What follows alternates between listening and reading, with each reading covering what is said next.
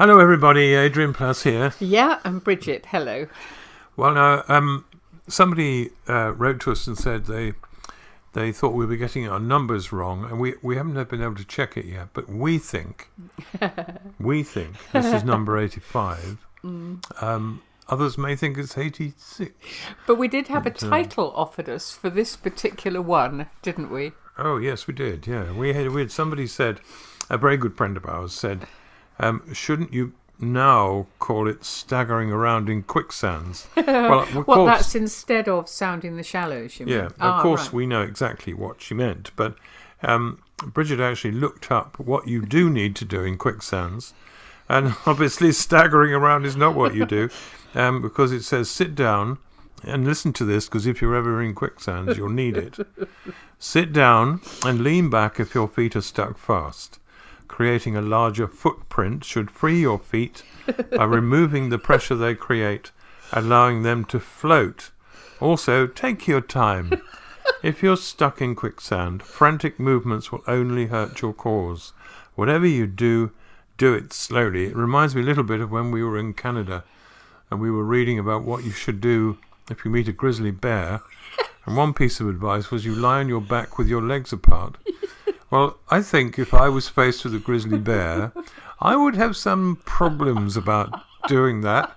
But fortunately, we never had to test that, did we? No, we didn't. Anyway, we didn't. There we are. But we do appreciate the thought. It is, at the moment, like being in a quicksand and doing the wrong thing, staggering around it. Yeah, I think it is, because we need solid ground. I mean, there's like a great cry from the whole world, I think, isn't there? And I think what's exaggerated, it almost is moving into another year. You know, the feeling that normally a new year is going to be a sort of solid thing. We know when it begins, at least. But it isn't much different from last year. The only big difference seems to be an increasing, rather than a command, an increasing suggestion that it's all to do with your own choice, that whether you do or don't do anything. And there was an article, Adrian, I was reading the other day, which I thought she's very clever anyway, but summed it up. She said, to feel out of control, suddenly at the mercy of a microbe, is, to say the least, discombobulating.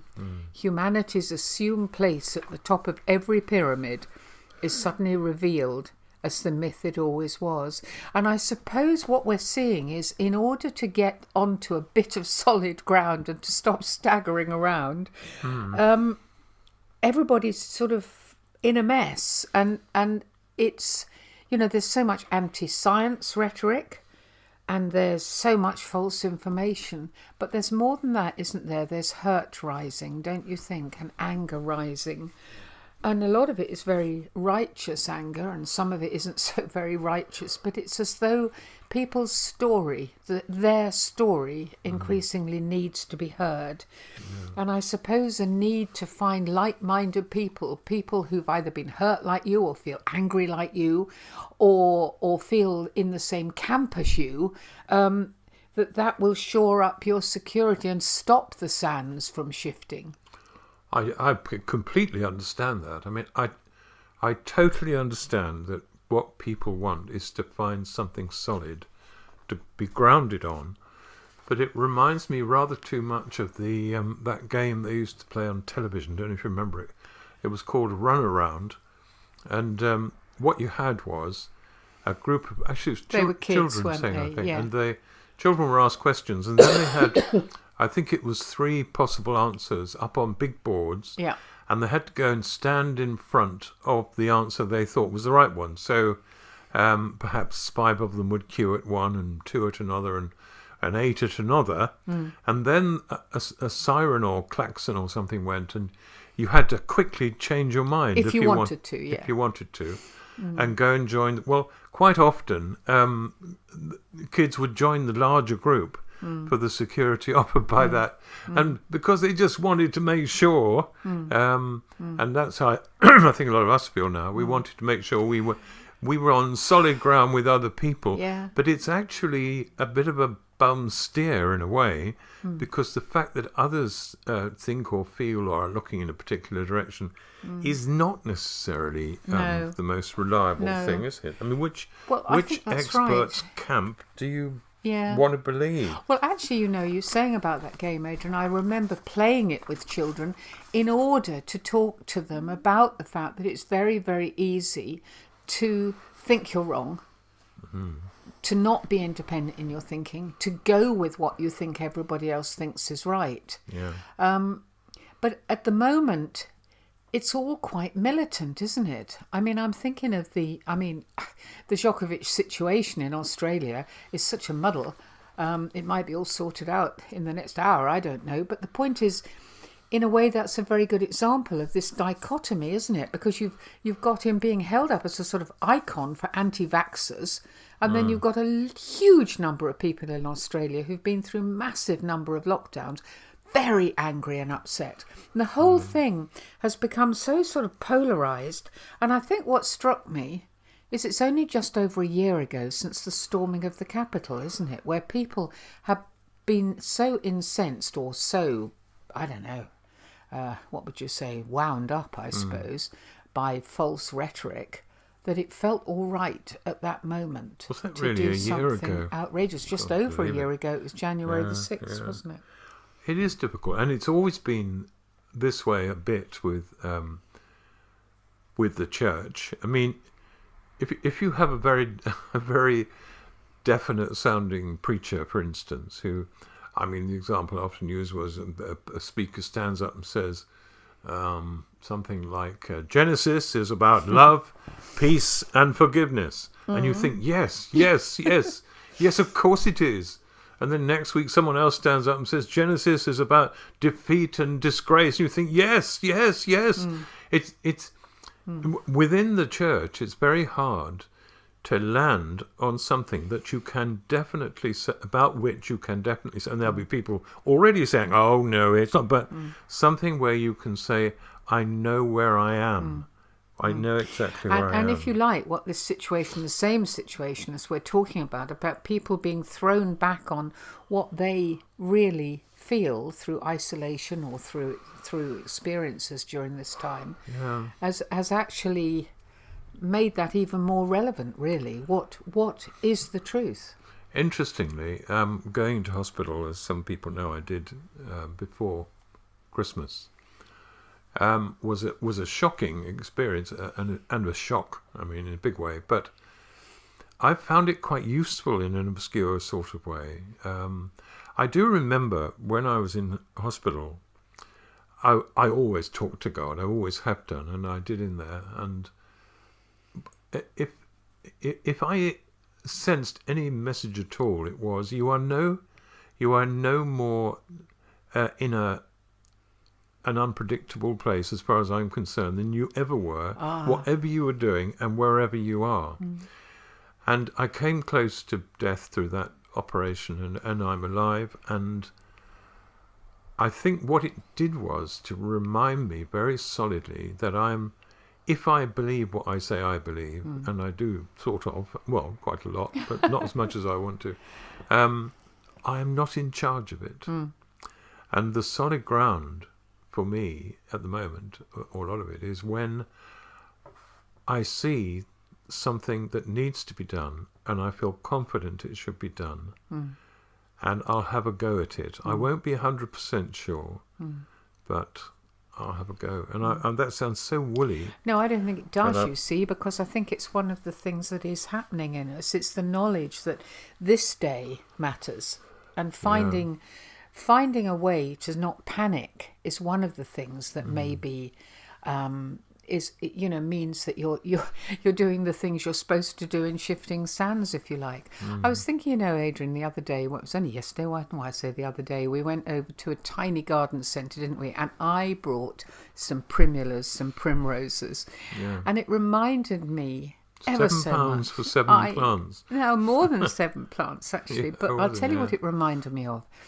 I mean, we've talked before, I know, about your mum's life being really, really tough. But one of the things she and I used to love doing is we would decide we would go in the spring and buy one each. Yeah. And I used to watch her looking at all of them, at the different colours, the different whether how many buds there were, whether they'd come out too much, whether they looked as though the leaves were shrivelling.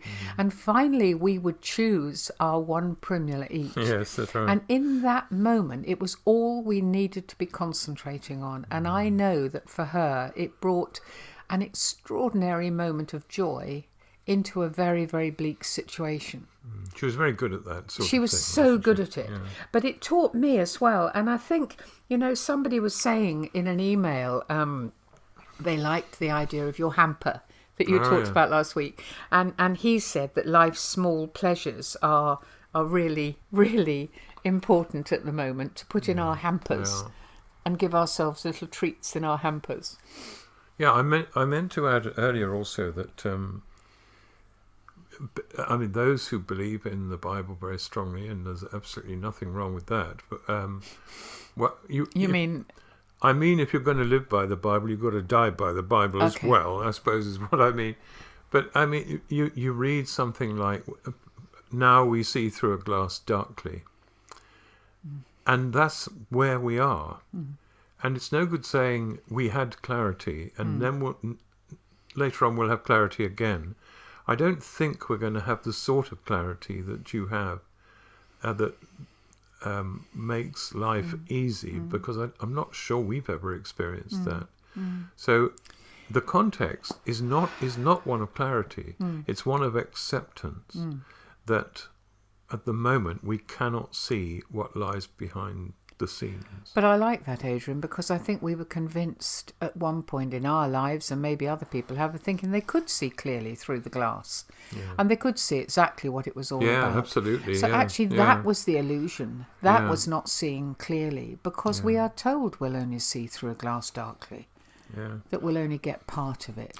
Talking of small things, when I was in the hospital, one of my tasks at night is to there certainly was to keep my mind occupied, and I suppose some people pray and some people think about. Yeah, come on, what did you do? Well, I spend my life trying to think of really bad puns about work. I'll give you some of the examples. Right, these are jobs. Okay, I got a job in the sewers, but after a couple of weeks, I was just really going through the motions, you know what I mean? So I gave that up. Then I got a job with a kidnap gang, but they let me go after 2 weeks. I worked in a postcard factory, nothing to write home about. What else? I went to a firm building bungalows. There was just one floor in that job. And then, one of the best ones, I went to an OXO factory, and really gave me the chance to take stock. Do you know what, Adrian? I think people are going to be more worried about your brain now than they were before they heard that you had to have an operation on your head. Probably. I also remember a friend of mine saying, I must be in the hospital at 3:00. I said, well, I could run you over. All right, that's it. That's the end of the jokes. Yeah, no more but jokes. Nonetheless, for you, humour has always been really important, and we've so often said that we don't think it's the sort of poor relation of serious ministry. And there was one time, right. do you remember? I mean, this uncertainty means that the really big fears and big questions are rising in people. They are, I think, in me, and I think they are. What is true? What isn't true? What am I worrying about? And you had a phone call, I remember, Adrian, it was a long time ago, about somebody worried about whether they'd done something. Yeah, well, it was a very worried voice on the phone. I remember it very well, and I don't know how this person got my phone number from somewhere, but she said, can I ask you about something? And I put on my best here to help you voice and said, yes, of course. And she said, I've committed to sin against the Holy Spirit. And I said, oh, congratulations, that's amazing. That's I don't think I've ever managed to do that. And she said, there was a long pause, and then she said, what is the sin against the Holy Spirit? And I said, now I can help you there. It's stealing apples. It's scrumping is what we used to call it. That is definitely the sin against the Holy Spirit. And an even longer pause ensued. And then she fell about laughing. And what she really wanted, and a million people, won't be a million people listening, but a huge percentage of those listening will know that what she really wanted was to be loved. And when you really want to be loved and you feel you're lost and no one really understands you, you look for things that might be the reason why it's all gone wrong. And I think she needs to be heard. Yeah, and I think that is really important at the moment. There was somebody on TV, I can't remember today, yesterday, I don't know when, but talking about when her father died, somebody else talking about, needing to be heard, the hurt needing to be heard, the fear needing to be heard. And if there's nothing else that we can do as Christians, it is to listen, isn't it? It really is. Not necessarily to make jokes. That's your area, but to genuinely But that's listen. right. And really listening means you're not waiting for the opportunity to solve the problem. No. But to genuinely take it in, what's being said. And really listening means not panicking that you don't actually have the answer. Because I know that's been me in the past. I've thought, I don't know what to say. Because I'm panicking, I don't know what to say. I don't know what I'm going to say to this. Am I really listening? In my eyes, does the person really feel they've been heard? I remember a doctor on TV, breakfast TV once saying, I wish patients would just say what's wrong with them when they come in. I remember that. And the person there said, but people don't, do they? They come in terrified about talking about something that might be very personal or frightening, and it takes a while for you to have the courage to do that. And it's the same sort of thing. Yeah, you need to be heard. Yeah, we have had quite a few emails that just this week, haven't we, of people, some of these big questions. I mean, I know one of them was somebody who just can't get round the fact that he doesn't feel very effective in his church, but 2 people have died who are.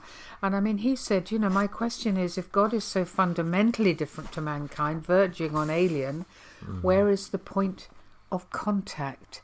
And I know what you would say, Adrian, what you would have always said, and I think I would, that the point of contact has to be Jesus, really. Yeah. But he says, that sometimes Jesus is sort of made out, well, he is so jolly perfect.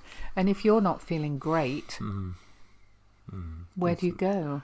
It is very difficult. I think I was talking earlier this week to you about The Railway Children, the film where the kids are at home and the father's been accused of spying and the mother's trying to keep the truth from them.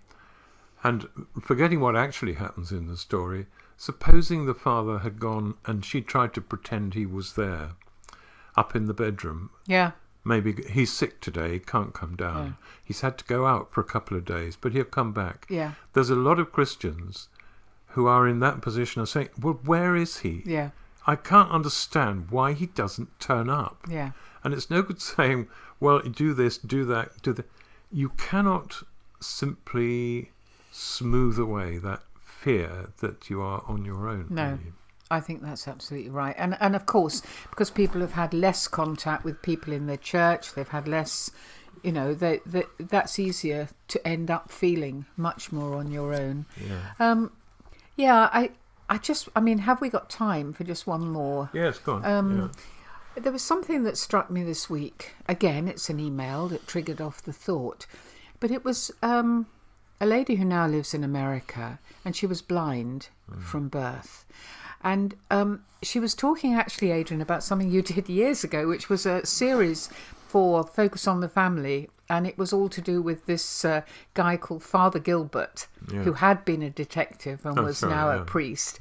Some of the stories were kind of wild and slightly over dramatic, and this one maybe was. There's a friend that he has called Bill Drake, and a woman called Kathy kidnaps him. I said they were quite dramatic because she wanted revenge, and she felt that Bill Drake was responsible for her mother giving her up for adoption, and on it goes. Well, this lady who now lives in America just shared this little bit with us. She said I was adopted. I was adopted from Thailand when I was 8 years old, and I've struggled for a long time with anger against my biological mother because she abandoned me after she gave birth to me, and then my grandfather gave me up to an orphanage. The Father Gilbert episode made me realise my mother hadn't given me up just for no reason. She was scared and she couldn't take care of me. She gave me up so I could have a chance of a better life, so it was God's plan after all. Now, without wanting to simplify things, she was born with what would have apparently been very little value. She's now in a Christian family. She sounds fantastic. Yeah. And she uses all sorts of devices to be able to communicate. And she listens to us every week. She said, to your videos. And I thought, well, when you're blind, they could be videos. People could have the pleasure of looking at us slumped on the sofa every week. Yes, I'm quite glad they don't have that pleasure, to be absolutely honest. It would be a little more work, wouldn't it? There are no real answers to all these questions, but I would just like to say something. That one of the confusions that is around in the church, I think, is that we pursue God. Yeah. We are the ones who want him. He is the one who either gives in or comes here to see you or whatever. Recent reading and thinking has suggested that it's entirely the wrong way round. That actually, if the whole thing is true at all, and I think it probably is, he is pursuing us. He is not waiting for us to pursue him. How that works out, there's no easy way to say that. There are as many ways as there are people. But I just say don't give up. Yes, and there are lots of people who don't find answers, but this particular lady was given an extraordinary answer through something just popping in from the side. So in this uncertainty, there have to be opportunities, surely, for the unexpected. Something like that to pop in. And they are not, by no means necessarily going to be signed by God. No. They may come from all sorts of strange angles. Yes, even your jokes, darling. Even my jokes, yes. There's lots more, you know. Lots more. Anyway, maybe we'll do one joke next week. That sounds to me as though you're already thinking of one. Yeah, I will. I've got something in mind. Okay, well, I hope you have a very good week. Yes, I do too. See you next week. Yeah. Bye-bye. Bye-bye.